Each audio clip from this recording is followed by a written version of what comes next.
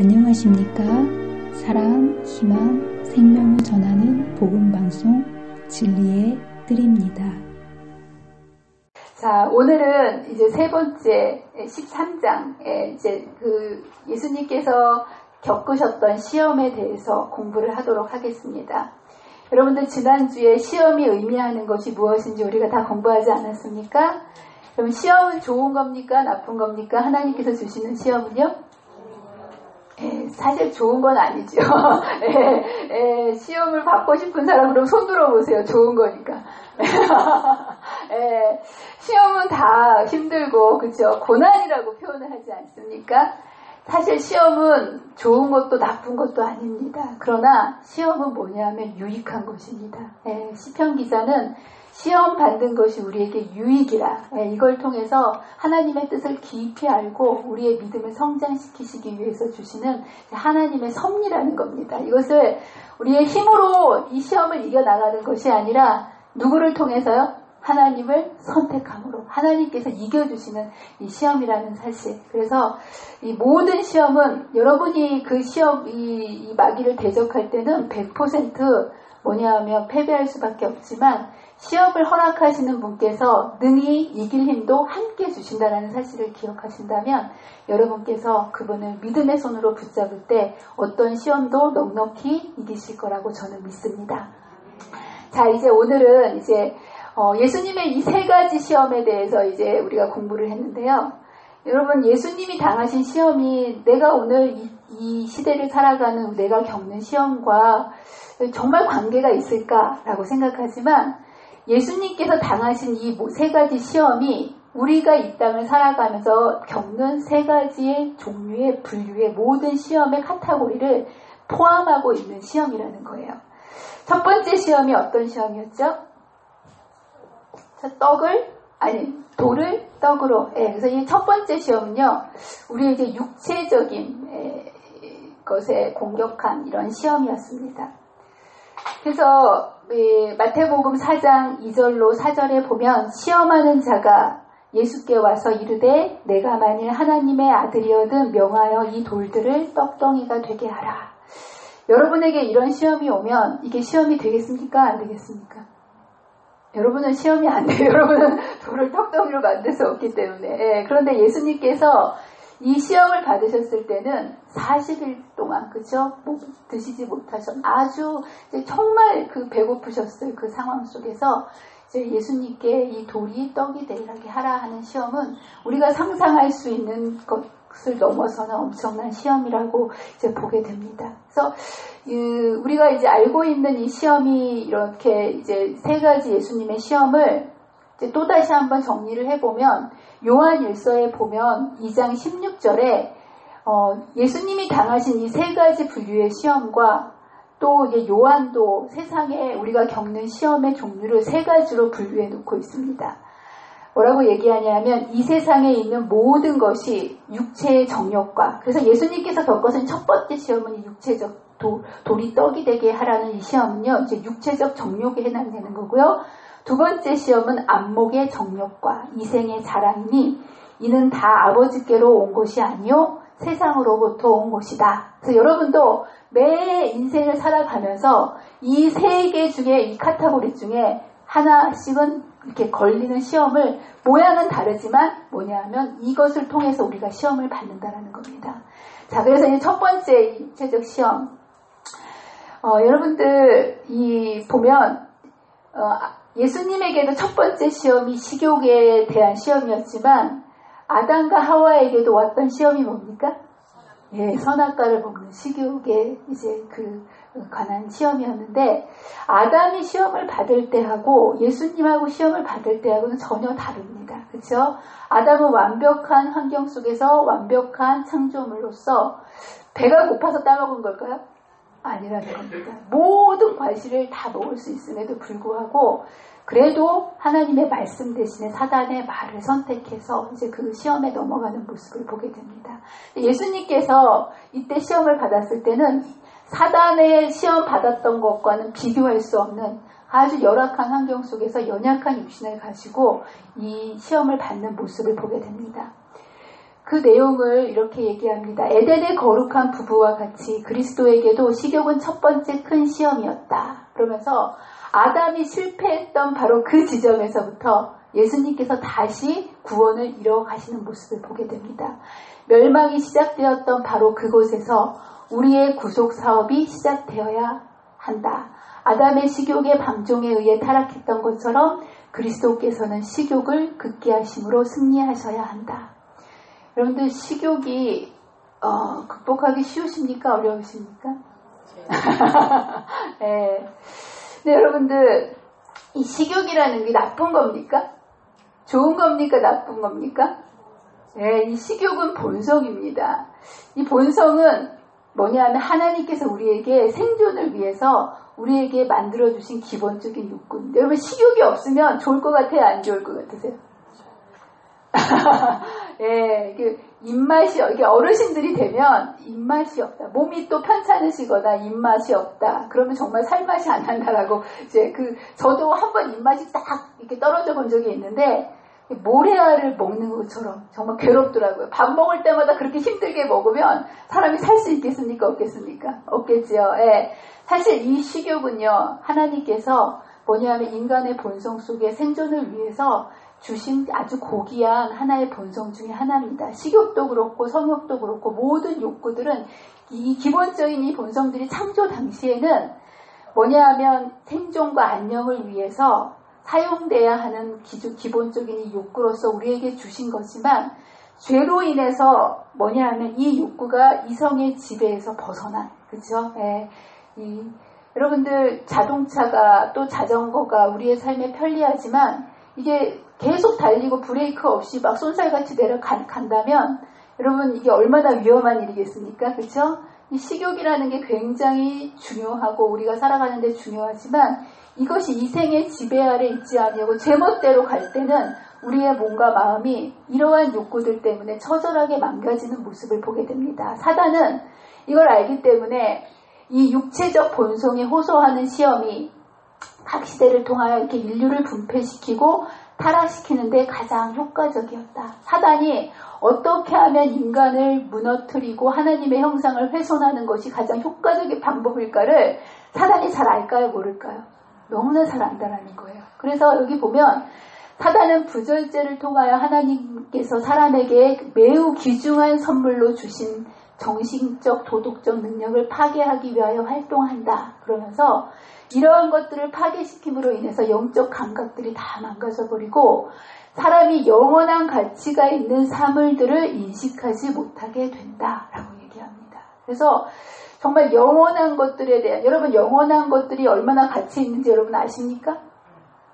예, 이걸 알아야 선택할 거 아니겠습니까? 수많은 사람들이 이것을 있는 줄도 모르고 이것이 얼마나 가치 있는 줄도 모르기 때문에 많은 사람들이 세상을 보고 세상을 선택할 수밖에 없다라는 거. 그런데 이것이 바로 우리의 이러한 그 본성, 이런 것들이 파괴됐기 때문에, 그러면서 이런 것들이 다 파괴돼 가면서 관능적인 방종을 통하여 사단은 사람에게서 하나님을 닮은 모든 흔적들을 지워버리려고 한다라고 얘기합니다. 예, 정말 많이 이런 하나님의 형상들이 훼손되었습니까? 예, 요즘은 정말 이러한 자기가 원하는 대로 사람들이 먹고 원하는 대로 보는 대로 다 살고 있기 때문에 거의 사람들의 마음속에 이런 하나님의 형상이 다 흔적도 없이 사라져가는 모습을 보게 됩니다. 그러면서 아담의 시대부터 그리스도의 시대까지 자아 방종심은 식욕과 정욕의 세력을 점점 증가시켜 마침내 그것들이 거의 무제한으로 사람을 지배하기에 이르렀다. 사람의 이성들이 이 본성을 지배하도록 살아야 되는데 이런 본성이 뭐를 지배한 거예요?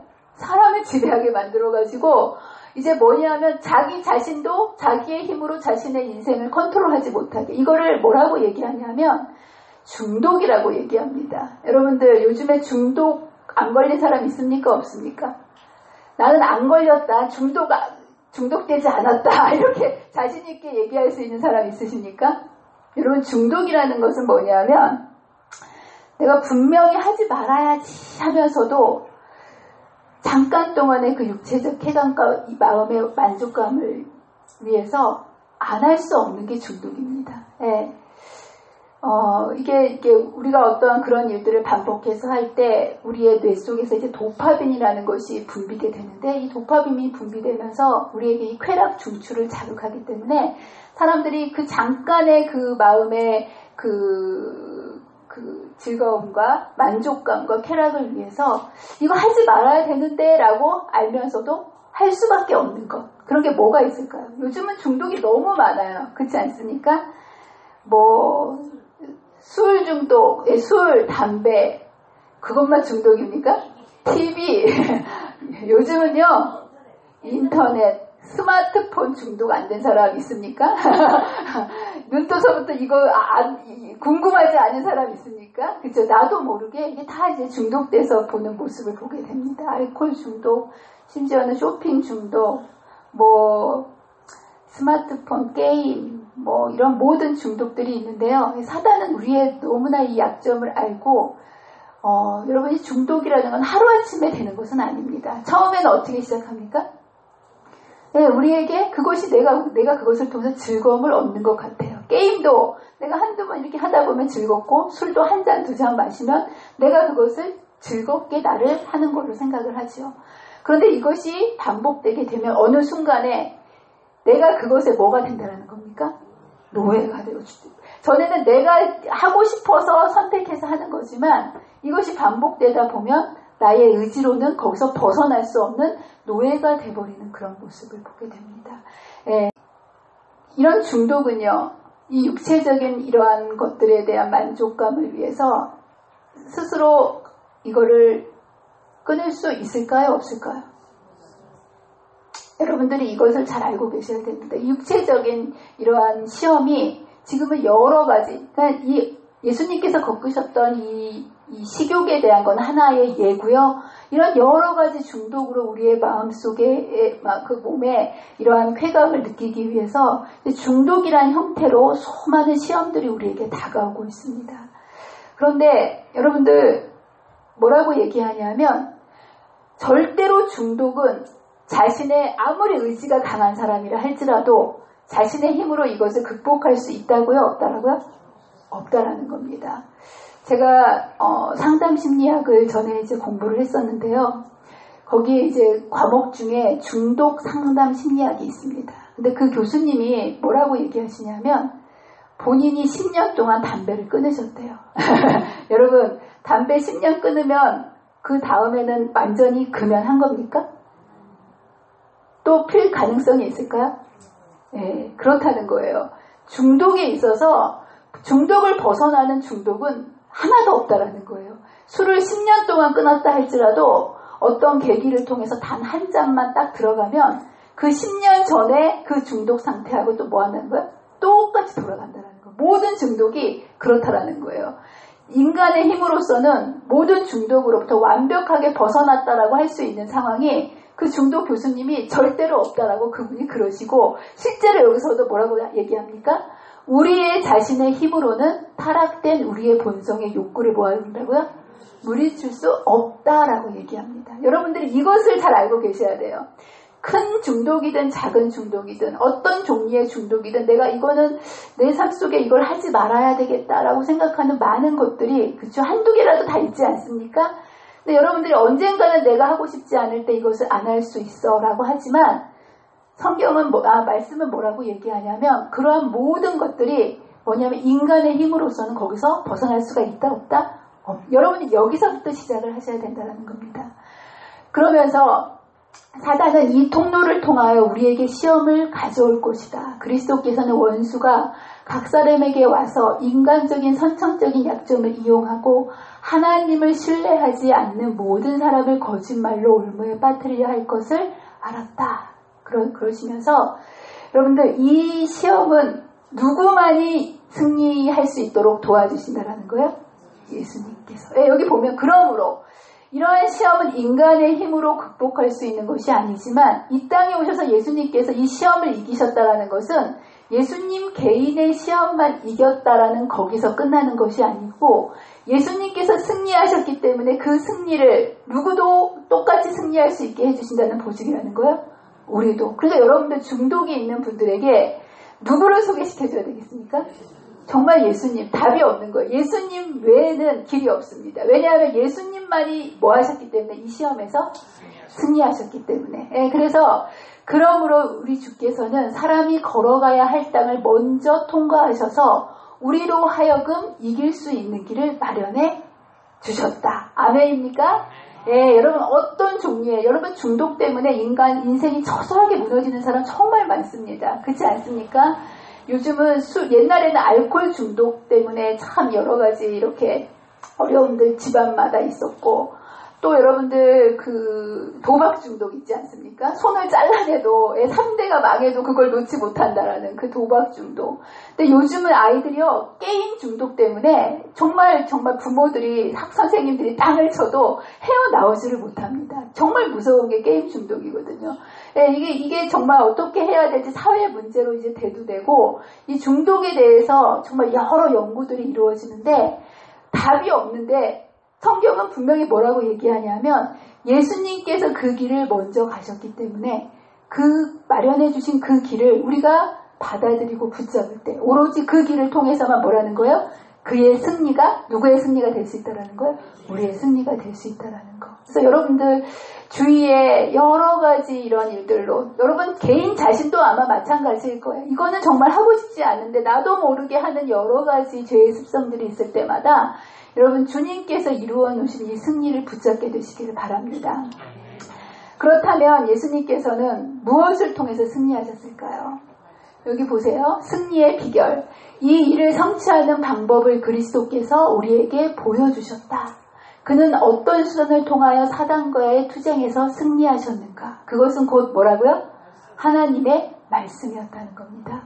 그는 오로지 하나님의 말씀으로 말미암아서만 시험을 대항할 수 있었다. 사단은 뭐라고 시험했냐면 기적을 보여봐. 뭔가 초능력적인 뭔가를 보여줘봐. 그렇게 시험했습니다. 맞습니까? 예, 돌을 떡으로 만들어봐. 여러분들 어떤 기적적인 것들을 통해서 여러분의 삶이 변화될 수 있을 것 같습니까? 하나님의 말씀을 통해서 변화가 될 것 같습니까?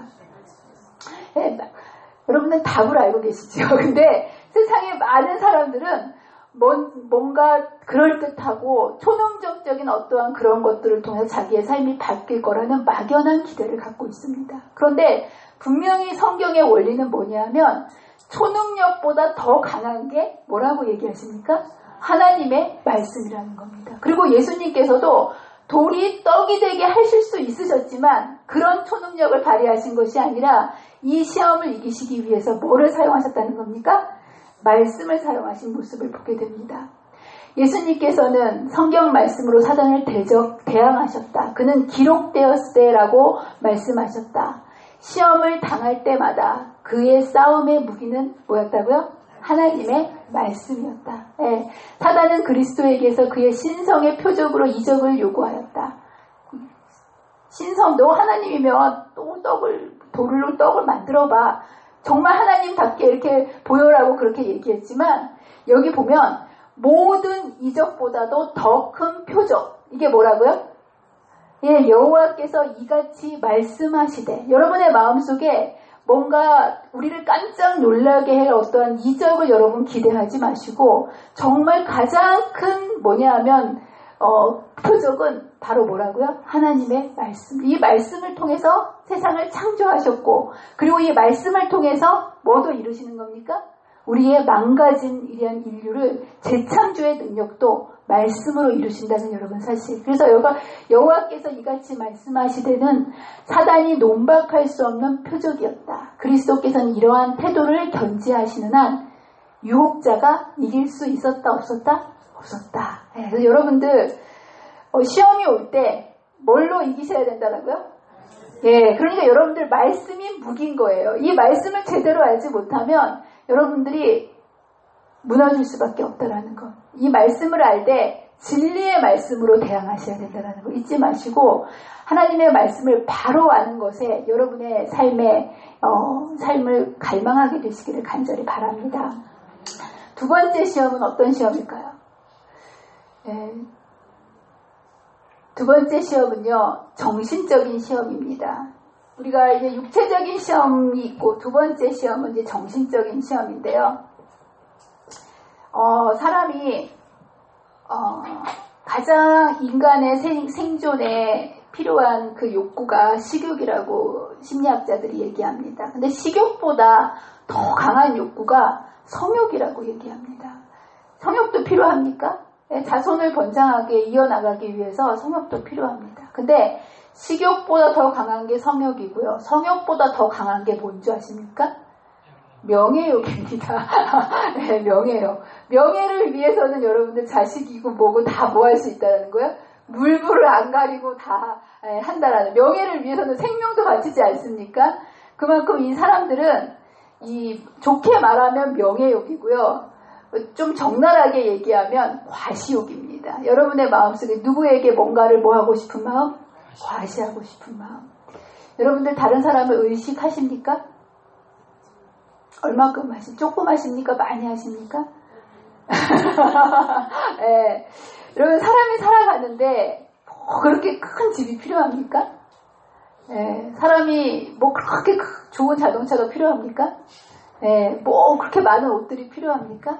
근데 왜 사람들이 그렇게 큰 집, 큰 차, 그런 것들을 위해서 그렇게 아침부터 저녁부터 그렇게 바쁘게 모든 걸 걸고 그렇게 살아갑니까? 네. 과시하려고 그러는 겁니다. 그렇죠? 그렇지 않겠습니까? 이게 굉장히 인간의 본성 속에는 뭔가 다른 사람들에게 뭐하고 인정받고 싶어 하는 그 욕구가 정말 굉장히 많다는 거예요. 예수님도 성전에서 내가 하나님의 아들이거든.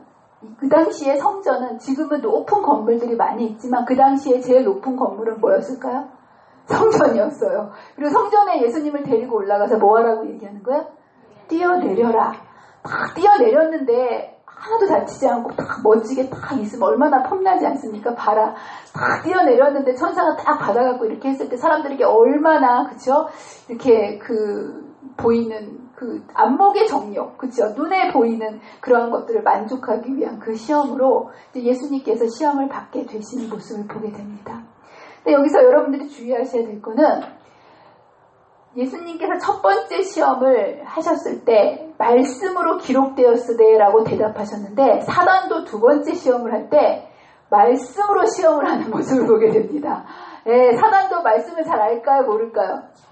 여러분은 말씀 연구 별로 안 하도요. 사단은 열심히 공부를 한다 그래요. 여기 보면 이 강교한 원수는 자신이 하나님의 입에서 나오는 말씀을 제시하였다. 그러면서 그는 여전히 광명한 천사처럼 나타났으며 또한 그가 성경에 정통하여 쓰여진 글의 의미를 깨닫고 있다는 것을 명백히 드러내었다. 그러면서 예수께서 전에 당신의 믿음을 확증하기 위하여 하나님의 말씀을 사용한 것처럼 이제는 유혹자가 자기의 기만을 가리기 위하여 그것을 뭐 했다고요? 인용하였다. 기록되었으되 여기 뭐라고 되어 있어요? 너를 위하여 그의 사자들을 명하시리니 그들이 손으로 너를 받들어 발이 돌에 부딪히지 않게 하리로다 하였느니라. 이 말씀이 정말 하나님의 말씀일까요? 아닐까요? 하나님의 말씀. 네? 하나님의 말씀. 네. 기록되었으되. 근데 이게 뭐가 틀렸다는 거예요? 이렇게 하나님의 말씀이면 이 말씀대로 하면 되는 거 아니겠습니까?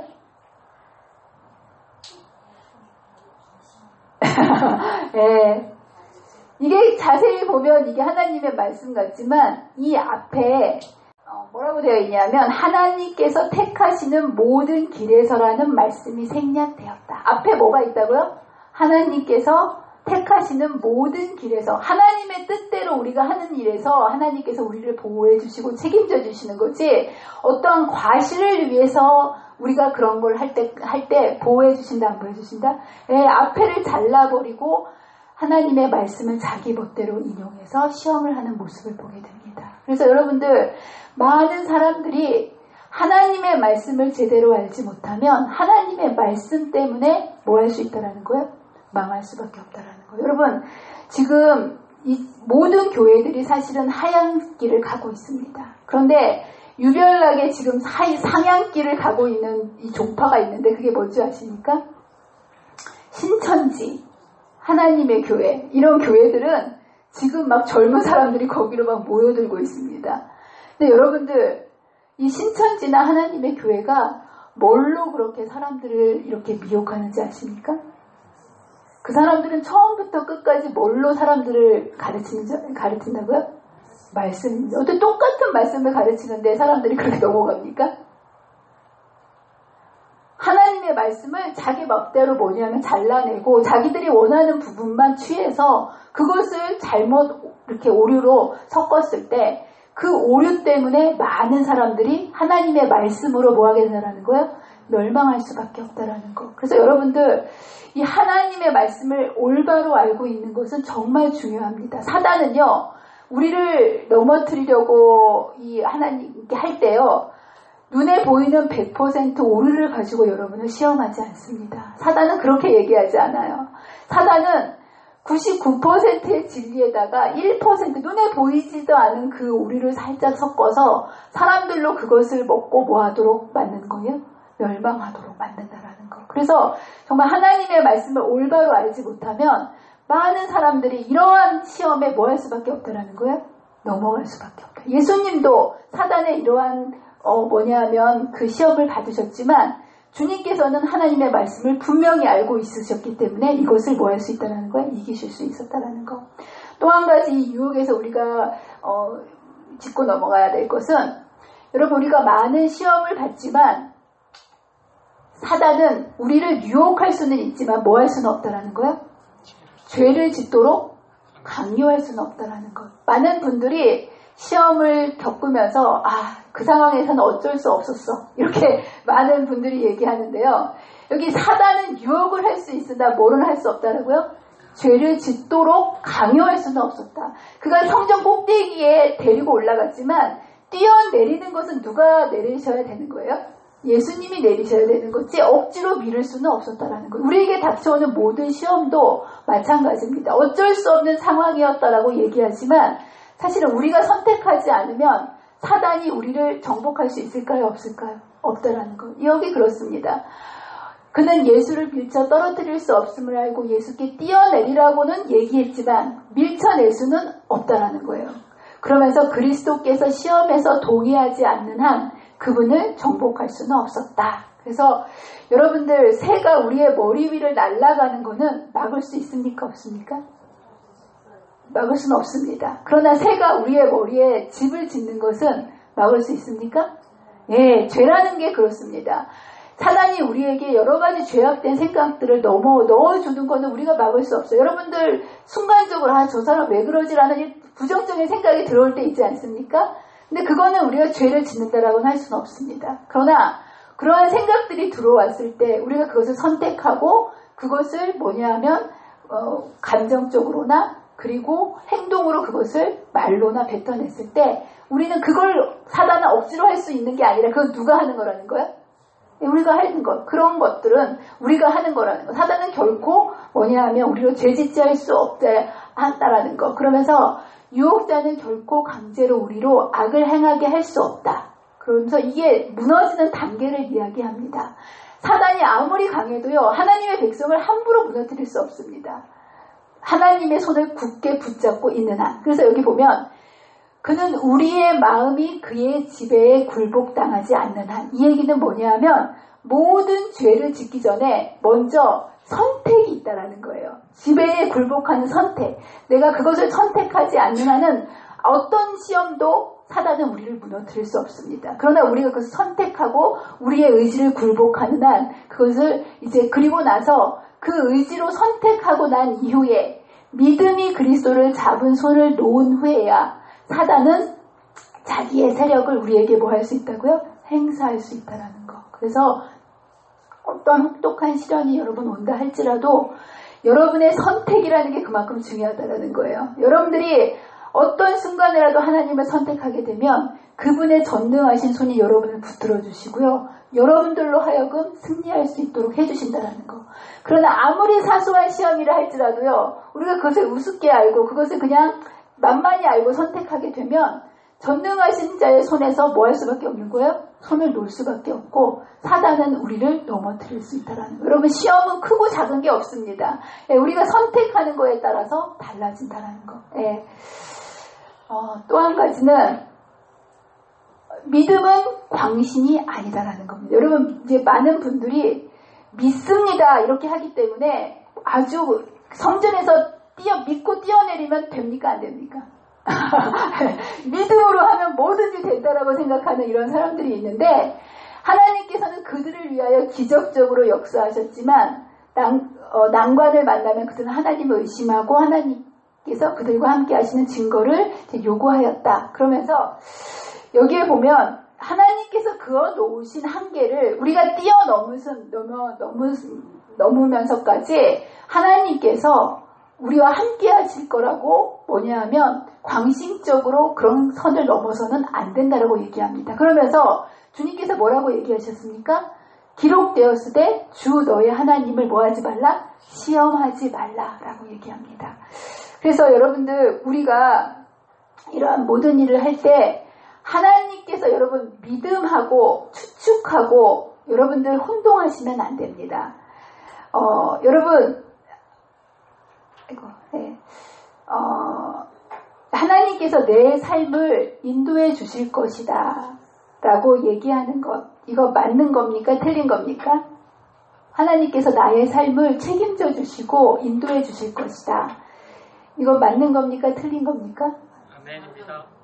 아멘입니다. 또 이렇게 흔드시는 분도 계시는데 이 말씀이 맞는 거지만 이 말씀이 어떤 근거로 했느냐에 따라서 추측이 될 수 있고 믿음이 될 수 있습니다. 하나님께서 우리의 삶을 인도하시고 책임져 주실 거라는 그것이 말씀에 근거된다면 이것은 믿음입니다. 그러나 우리의 인간적인 생각으로 그렇게 무조건 하나님께서는 다 도와해 주실 거다. 내 삶을 인도해 주실 거라고 믿으면 그것은 추측이 된다는 겁니다. 예를 들어서 이런 거예요. 우리가 이렇게 안식일을 지키면서 여러 가지 힘든 일을 겪지만 하나님께 모든 것을 맡기고 안식일을 기억하여 거룩히 지키라는 그 말씀에 따라서 우리의 삶을 맡기고 살아갈 때 우리의 삶을 책임져 주시고 인도하실 거라는 말씀에 기초한 거는 그것은 믿음입니다. 그러나 여러분들 교회가 조금 힘들고 어려우니까 내가 복권 한 장 사가지고 이걸로 이게 해가지고 교회를 도와야 되겠다. 이건 교회를 위한 일이니까 하나님께서 분명히 함께 해주실 거다라는 내 인간적인 생각의 기초로 하나님께서 나를 도와주실 거라고 믿으면 이것은 믿음일까요? 추측일까요? 추측이라는 거예요. 많은 사람들이 자기의 생각대로 하나님께서 해주실 거라고 이건 하나님을 위한 거라고 그러한 어떠한 합리화를 통해서 자신의 생각에 기초한 것들을 하나님께서 도와주실 거라는 믿음으로 착각하고 시험을 뛰어 들어간다는 거예요. 그 얘기가 그렇게 되어 있습니다. 그러면서 하나님께서 약속하시지 않은 일을 요구하는 일도 같은 일일 것이다. 그렇게 하는 일은 불신을 나타내고 하나님을 진실로 시험하는 것이 된다라고 얘기합니다. 그러면서 이 추측을 모조판 믿음이라고 여기서 이렇게 얘기합니다. 정말 믿음 같지 않습니다. 정말 그래서 많은 사람들이 자기 멋대로 사업을 막 구성해 놓고요. 이거 하나님께 정말 100일 기도, 그쵸, 새벽 기도 막 열심히 해가지고 이거 하나님께서 복 주실 거야. 이런 믿음을 정말 믿음처럼 보이는데 이거는 진짜 믿음이 아니고 속임을 당하는 거랍니다. 그래서 여기 보면 참된 믿음을 가진 자만이 추측하는 일에서 벗어날 수 있다. 추측은 사단의 모조판 믿음이기 때문이다. 믿음은 하나님의 약속을 주장하고 순종의 열매를 믿는다. 근거가 하나님의 말씀이라는 거예요. 추측도 약속을 주장하지만 사단이 그랬듯이 범죄를 변명하기 위하여 사용한다. 그러면서 믿음은 우리의 인류의 시조로 하여금 하나님의 사랑을 신뢰하고 그의 명령을 순종하도록 인도하였을 것이다. 그러나 추측은 그들로 하여금 하나님의 크신 사랑이 그들의 죄의 결과에서 그들을 구원해 줄 것으로 믿게 함으로 하나님의 율법을 어기도록 이끌었다. 내가 이거 먹어도 하나님은 사랑이시기 때문에 나를 죽이실 리가 없어. 이렇게 이끌었다는 겁니다. 그러면서 사단은 불신을 일으키는 일에 실패할 때 흔히 우리로 뭐 한다는 거예요? 추측하게 하는 일로 만든다. 얼마나 큰 기만입니까?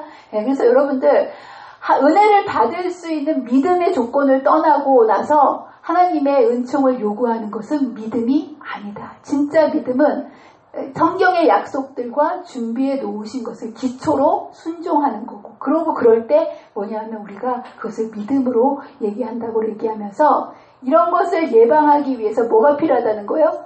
묵상과 기도는 우리로 위험한 길로 무모하게 들어가지 않도록 지킬 것이며 많은 패배를 면하도록 해줄 것이다 라고 얘기합니다. 여러분, 사단이 정말 그럴듯하게 속입니까? 네, 정말 그럴듯하게 속입니다. 네, 세 번째 시험은 뭘까요? 네, 세 번째 시험은 물질적인 시험입니다. 예수님을 저기 이제 이끌고 올라가서 순식간에 천하를 보여주면서 이 모든 권위와 영광을 내가 내게 주리라. 이것은 내게 넘겨준 것이므로 내가 원하는 자에게 주노라. 그러면서 절 한 번만 딱 하면 그 힘든 고난의 길을 갈 필요가 뭐가 있냐. 여러분, 예수님께서 그 공생의 길과 십자가의 길이 힘든 길입니까? 쉬운 길입니까? 네. 근데 이때 사실 이 세상은 하나님께서 창조하셨기 때문에 이 세상의 주인은 누구십니까? 하나님이십니다. 그리고 이것을 아담과 하와에게 관리권을 주셨거든요. 근데 아담과 하와가 사단에게 빼앗긴 거예요. 예수님께서 이 땅에 오신 것은 그 빼앗긴 그것을 사단에게 이제 다시 찾아로 이 땅에 오신 건데, 사단이 그것을 뭐 하면 준다고 그러는 거예요? 절 딱 한 번만 하면 고난 필요 없어 그냥 다 준다. 여러분, 솔깃하지 않습니까? 예. 근데 여러분들 이렇게 하면 되겠습니까? 안 되겠습니까? 왜 안 될까요? 주는 것도 찾으러 왔으니까 찾기만 하면 되지. 절 한 번만 딱 하면 모든 걸 준다는데 왜 예수님께서는 굳이 고난의 길을 걸으셔야만 했을까요? 여러분이 주도권 싸움은요, 뭐냐 하면 선악간의 싸움은 물질적인 싸움이 아닙니다. 예, 사단이 찬탈해간 경배의 싸움입니다. 만약에 예수님께서 사단에게 경배했다면 사단의 주장이 옳다라는 것을 간접적으로 증명하는 것이 되는 거예요.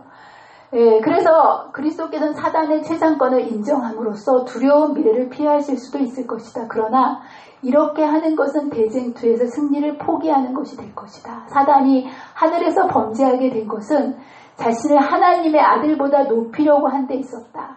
그가 만일 지금 이긴다면 반역의 승리를 의미할 것이다. 예, 그래서 예수님께서는 그렇게 사단에게 굴복하셔서 그것을 얻을 것이 아니라 뭐냐 하면 고난과 죽음을 통해서 이것을 이루어되는 모습을 보게 됩니다. 그래서 그리스도의 사명은 오직 뭐를 통해서만 이루셔야 된다는 거예요? 고난을 통하여서만 성취될 수 있었다. 그의 앞에는 슬픔, 고난, 투쟁의 생애와 수치스러운 죽음이 기다리고 있었다. 예. 그렇지만 여러분들, 사단이 만약에 이때 저랬다고 주는 그 통치권은 정말 주는 통치권이었을까요? 아니라는 겁니다. 여기 보면 유혹자가 그리스도께 이 세상 나라와 영광을 제공하겠다고 한 것은 그리스도께 이 세상의 참된 왕권을 포기하고 사단의 지배하에서 뭘 주겠다는 거예요? 통치권을 주게 하겠다. 이 통치권은 유대인들이 갖고 싶었던 그 세상을 통치하는 통치권 아니겠습니까? 내게 굴복하면 내 밑에서 다스리게 하는 통치권을 주신다는 것이지, 뭐냐면 온전한 인류 회복을 위한 통치권은 아니었다라는 거예요. 그렇기 때문에 예수님은 그저 사단 밑에서 세상을 되찾는 그런 것이 아니라 온전한 회복을 위해서 어느 죄에 쌌은 뭐기 때문에? 사망이기 때문에 십자가의 죽음의 길을 걸으셔야 됐다라는 거. 예, 그래서 그러면서 예수님은 이런 것들을 정말 간단한 길을 제공했지만 여기에 매수되지 않으시고 의의 나라를 세우고 오셨으며 자기의 목적을 포기하지 않으셨다. 예. 이렇게 사단이 예수님에게 했던 이 시험을 똑같이 누구에게도 한다라는 거예요? 오늘날 우리에게도 합니다. 여러분들 이런 시험 많이 받아보셨습니까? 예. 그는 사람들에게 자신의 주권을 승인하는 조건으로 이 세상 나라를 주겠다고 제의한다. 그는 사람들의 성실을 희생하고 양심을 무시하며 이기심에 빠지도록 요구한다. 그러면서 이 세상의 지배권에 대한 희망으로 사람들을 유혹하면서 한편으로 사람들의 심령을 주관하는 지배력을 확보한다. 7, 80의 인생을 내가 잘 살게 해줄게. 나한테 굴복하면 이렇게 하지만 여러분들, 그렇다고 사단이 이렇게 한다고 그걸 보장해 줍니까? 그렇지 않다라는 거예요. 그는 자기의 것도 아닐 뿐만 아니라 오래지 아니하여 빼앗기게 될 이 세상의 나라를 주겠다고 제의한다. 그러면서 세상의 7, 80의 이러한 잠깐의 이러한 것들을 주는 대신에 뭘 뺏는다는 거예요? 예, 하나님의 아들의 유업. 이건 뭡니까? 영생, 영원한 생명, 하나님의 나라를 뭐 하는 거예요? 슬쩍 빼앗는 모습을 보게 됩니다. 그는 그 대가로 그들에게서 하나님의 아들의 유업을 얻을 자격을 속여서 빼앗는다. 그러면서 주님께서는 우리들에게 뭐라고 얘기하십니까? 너희는 우리는 이러한 세상의 것들이 물질이 여러분들 인생을 살면서 필요합니까? 안 필요합니까? 얼마나 필요합니까? 꼭 필요합니다. 여러분, 물질 없이 살 수 있는 사람은 아무도 없습니다. 하나님께서 하나님을 선택하고 사단을 선택하지 않으면 우리의 물질도 이렇게 그렇게 된다는 의미가 아니고요. 하나님께서 이 승리의 비결로 가르쳐 주시는 것은 우리의 우선순위를 정하라는 겁니다. 우리가 먼저 무엇을 구할 때?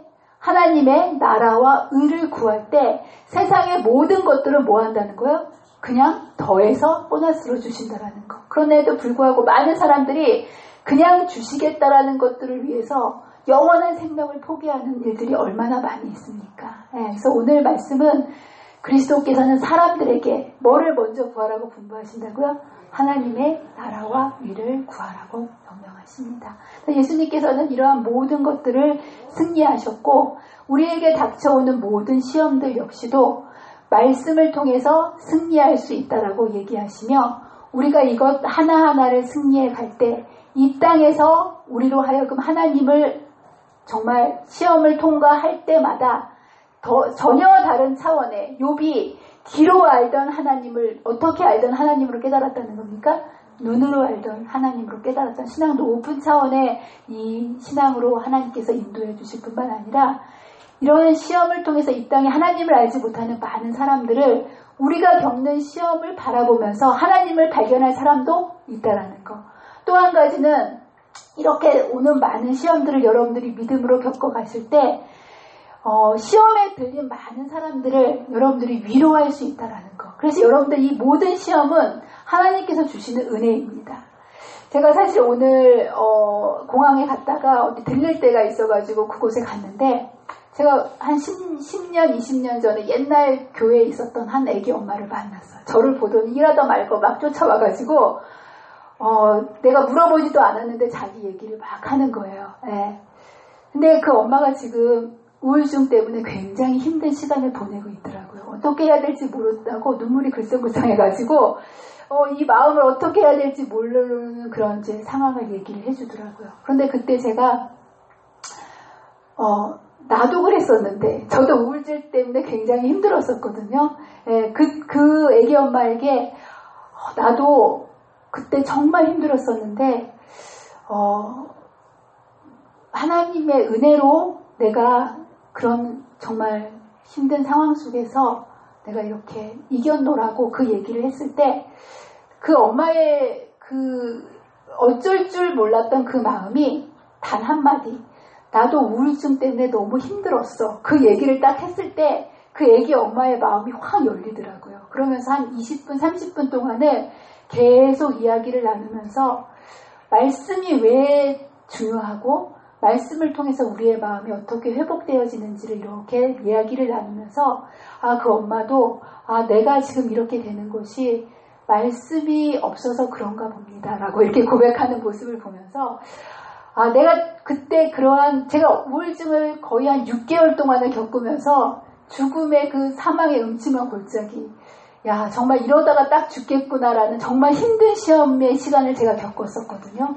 그런데 제가 지나고 보니까 그 시험을 겪으면서 그런 시험을 지금 겪고 있는 사람들의 마음을 공감할 수 있고 그런 사람들의 모습을 바라볼 수 있고 도와줄 수 있도록 하나님께서 제 마음의 지경을 넓혀주셨구나라는 그런 생각을 하게 됩니다. 그래서 여러분들 이 땅에서 우리가 겪는 모든 시험은요. 하나도 주님 안에서 우리가 그분을 잡는 손을 놓치지만 않는다면 이것을 통해서 나를 살리시고 이웃을 살리시고 세상을 살리시는 하나님의 은혜가 된다는 사실을 여러분 기억하시면서 시험이 닥쳐올 때 주님을 굳게 선택하게 되시는 저와 여러분이 되시기를 간절히 바랍니다. 기도하겠습니다. 감사하신 하나님 아버지, 오늘 예수님께서 이 땅에서 맞닥뜨리셔야 했었을 시험들을 하나하나 살펴보면서 우리의 삶 속에서 또한 우리가 겪게 되는 많은 시험의 의미를 생각해 볼 수 있게 해주셔서 감사합니다. 우리가 인생을 살아가면서 주님 오실 때까지 끊임없이 다가오는 이러한 시험들이 있지만 그러나 주님께서 이 시험을 모두 다 승리하셨고 그 승리를 우리의 것이라고 약속해 주셨음을 인하여 감사를 드립니다. 주님, 이제까지 우리가 시험이 닥칠 때마다 낙심하고 슬퍼하고 절망했다면 이제 예수님께서 이루어 주신 이 시험을 승리로 이끄셨다는 사실을 우리가 기억하면서 이제는 주님 안에서 기쁨으로 주님의 손을 붙잡고 주님을 선택함으로 모든 시험에 승리할 수 있는 믿음의 자녀가 될 수 있도록 저희와 함께하여 주시기를 사랑과 은혜가 많으신 예수님의 이름으로 간절히 기도합니다.